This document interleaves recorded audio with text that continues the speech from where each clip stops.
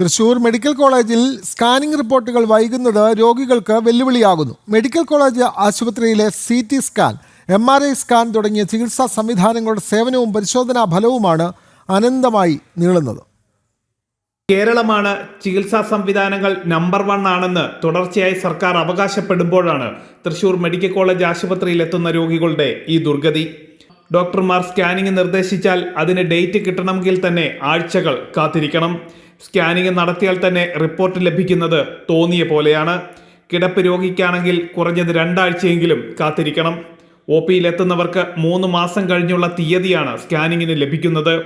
ആയിരക്കണക്കിന് രോഗികൾ എത്തുന്ന തൃശൂർ മെഡിക്കൽ കോളേജ് ഇങ്ങനെ കുത്തഴിഞ്ഞ നിലയിലാണ്. തൃശൂർ ജില്ലയിലെ പാവപ്പെട്ട രോഗികൾ അവർക്ക് ഏക ആശ്രയമാണ് തൃശൂർ മെഡിക്കൽ കോളേജ്.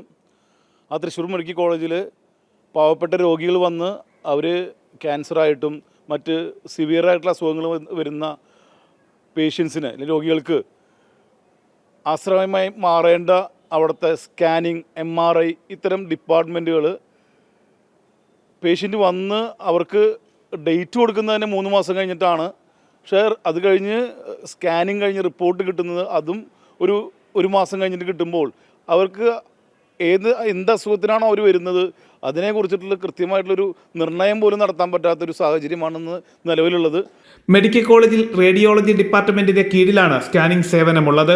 വകുപ്പിന്റെ നിയന്ത്രണത്തിലുള്ള മെഡിക്കൽ കോളേജ് കാർഡിയോളജി വിഭാഗത്തിലെ MRI സ്കാൻ സെന്ററിലും പരിശോധനാ തീയതികൾ ലഭിക്കാൻ ദിവസങ്ങളുടെ കാത്തിരിപ്പ് വേണം. തൃശൂർ, പാലക്കാട്, മലപ്പുറം ജില്ലകളിൽ നിന്നുള്ള 100 കണക്കിന് പാവപ്പെട്ട രോഗികളും ക്യാൻസർ ബാധിച്ച് സർജറി വേണ്ട രോഗികളുമാണ് തൃശൂർ മെഡിക്കൽ കോളേജിനെ ആശ്രയിക്കുന്നത്. ഇതിനാൽ പലരും 1000 മുതൽ 8000 രൂപ വരെ നൽകി സ്വകാര്യ സ്ഥാപനങ്ങളുടെ സഹായം തേടുകയാണ്.